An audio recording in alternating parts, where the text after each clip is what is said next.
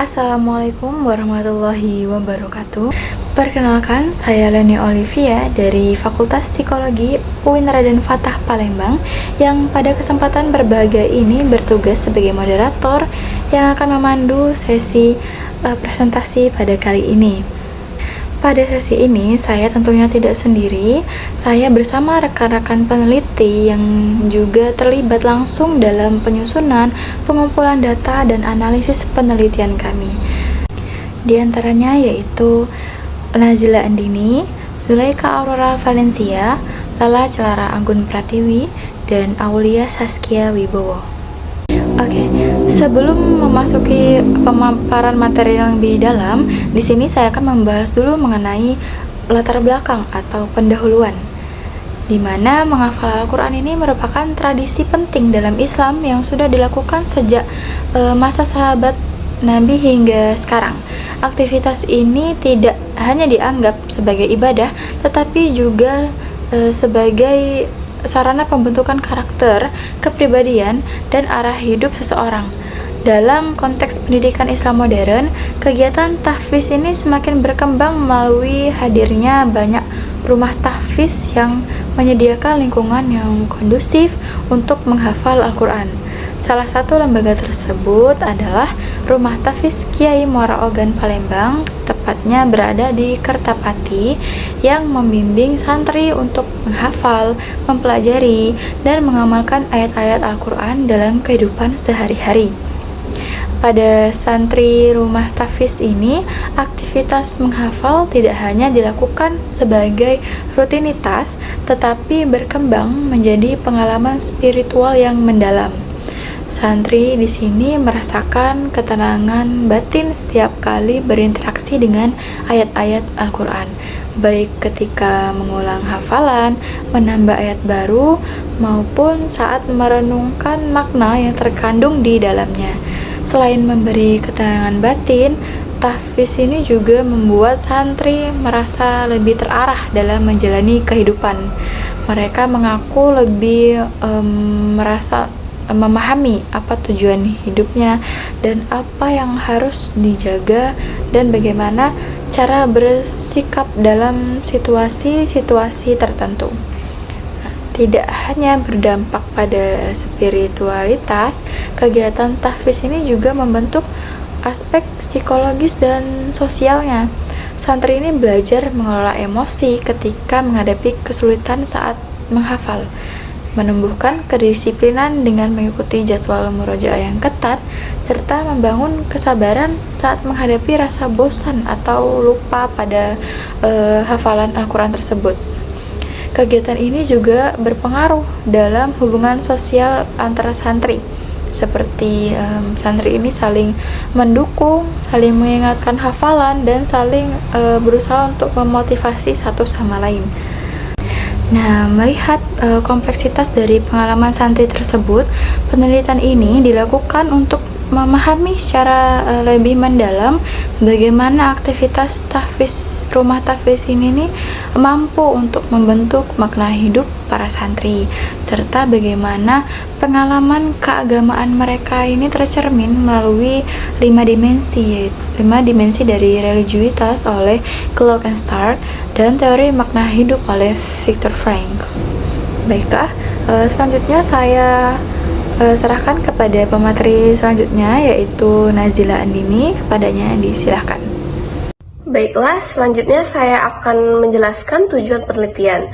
Penelitian ini bertujuan menggali pengalaman pribadi para santri selama menjalani penghafalan Al-Quran, serta memahami bagaimana pengalaman tersebut membentuk kebermaknaan hidup mereka. Proses tahfiz tidak hanya menghasilkan hafalan sebagai pencapaian kognitif, tetapi juga menimbulkan dampak spiritual dan emosional yang lebih mendalam. Oleh sebab itu, penelitian fokus pada pemahaman mengenai apa yang dirasakan, dipikirkan, dan dialami oleh santri ketika menjalani hari mereka sebagai penghafal Al-Quran. Penelitian ini juga bertujuan melihat bagaimana 5 dimensi religius, yaitu keyakinan ritual, pengalaman religius, pengetahuan, dan konsekuensi perilaku, serta 3 nilai makna hidup versi Viktor Frankl, yaitu ada nilai kreatif, nilai penghayatan, dan terakhir ada nilai bersikap. Muncul dalam pengalaman tahfiz yang mereka jalani. Dengan demikian, penelitian ini memberikan gambaran yang jelas mengenai hubungan antara tahfiz dengan pembentukan makna hidup, motivasi spiritual, dan kualitas psikologi santri. Baiklah, di sini saya akan menjelaskan mengenai partisipan penelitian, di mana penelitian ini melibatkan 5 santri aktif dari Rumah Tahfiz Kiai Muara Ogan, Palembang. Para partisipan memiliki karakteristik usia dan tingkat hafalan yang berbeda, namun sama-sama memiliki pengalaman yang cukup lama dalam menghafal Al-Quran. Di sini pemilihan partisipan ini menggunakan teknik purposive sampling, yaitu memilih orang yang paling sesuai dengan tujuan penelitian. Dengan demikian, hanya santri yang benar-benar menjalankan aktivitas tahfiz secara intens, rutin, dan konsisten yang dijadikan sumber informasi. Baiklah, selanjutnya saya serahkan kepada pemateri selanjutnya, yaitu Nazila Andini. Kepadanya disilahkan. Selanjutnya saya akan menjelaskan metode penelitian. Penelitian ini menggunakan pendekatan kualitatif dengan metode fenomenologis. Pendekatan ini bertujuan untuk menggali makna mendalam dari pengalaman hidup seseorang. Dalam ini pengalaman santri dalam menghafal Al-Quran. Karena pengalaman spiritual dan makna hidup sangat bersifat personal dan sulit diukur secara numerik, metode fenomenologi menjadi pilihan yang tepat. Data diperoleh melalui wawancara mendalam dan observasi non-partisipan. Analisis dilakukan dengan teknik tematik Brown dan Clark untuk menemukan pola makna utama. Dalam metode ini, peneliti juga menggunakan landasan teori religiulitas yang terdiri dari 5 dimensi, yaitu keyakinan, praktik ritual, pengalaman religius, pengetahuan keagamaan, dan terakhir yaitu konsekuensi perilaku. Selain itu, teori kebermaknaan hidup turut dijadikan acuan, mencakup 3 sumber makna utama, yaitu nilai kreatif, nilai penghayatan, dan nilai bersikap. Teori-teori ini menjadi pedoman dalam penyusunan pedoman wawancara, interpretasi data, dan proses analisis tematik. Baiklah, selanjutnya hasil penelitian akan dijelaskan oleh Leika. Baik, di sini saya ingin membahas mengenai hasil penelitian kami yang menunjukkan bahwa pengalaman menghafal Al-Quran bagi para santri di Rumah Tahfiz Kiai Muara Ogan, Palembang itu merupakan proses religius, spiritual, dan psikologis yang kompleks. Penelitian ini menghasilkan beberapa temuan utama yang menunjukkan bagaimana tahfiz ini berdampak pada kehidupan santri. Yang pertama, pada dimensi keyakinan religius. Santri meyakini bahwa menghafal Al-Quran itu adalah ibadah mulia yang akan membawa keberkahan hidup. Keyakinan ini membuat mereka tuh tetap bersemangat meski menghadapi tantangan seperti rasa jenuh atau lupa hafalan. Yang kedua, dari dimensi praktik ritual dan disiplin. Aktivitas menghafal dan mengulang hafalan setiap hari membuat santri ini terbiasa hidup disiplin. Jadwal murojaah yang ketat itu membantu mereka membangun kebiasaan positif dalam mengelola waktu dan tanggung jawab.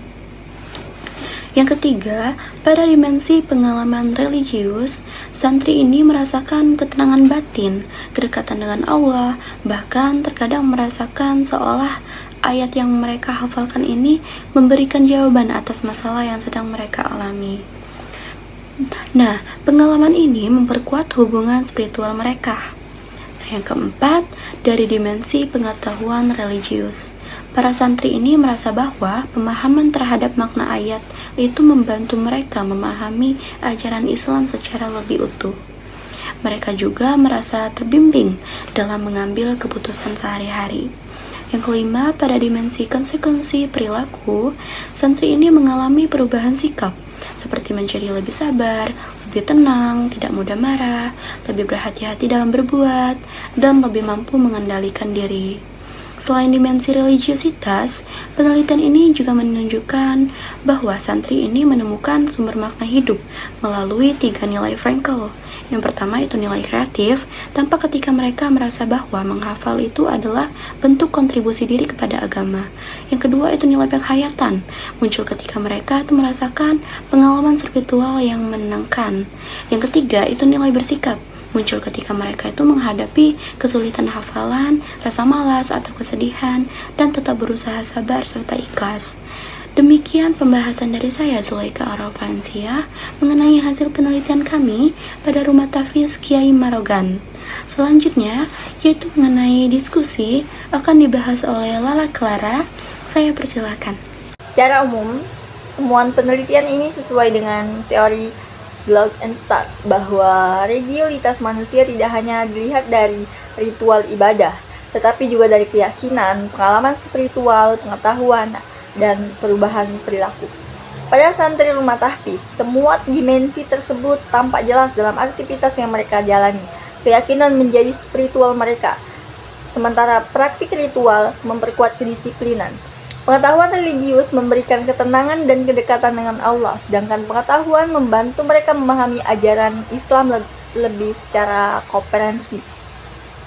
Dampak perilaku terlihat pada sikap lebih sabar, lebih terkendali, dan lebih positif dalam kehidupan sehari-hari. Temuan penelitian juga mendukung teori makna hidup Viktor Frankl. Proses tahfiz membuat santri menemukan makna melalui pengalaman spiritual atau nilai penghayatan, melalui aktivitas menghafal atau nilai kreatif, dan melalui sikap mereka saat menghadapi hambatan hafalan atau nilai bersikap. Kesulitan seperti lupa hafalan, rasa bosan, atau tekanan untuk menyetor hafalan menjadi sarana bagi santri untuk belajar kesabaran, keteguhan, dan keikhlasan. Dengan demikian, aktivitas tahfiz dapat dilihat sebagai proses transformasi diri yang membentuk makna hidup, harga diri, dan kesehatan mental santri. Baiklah, saya kembalikan ke moderator.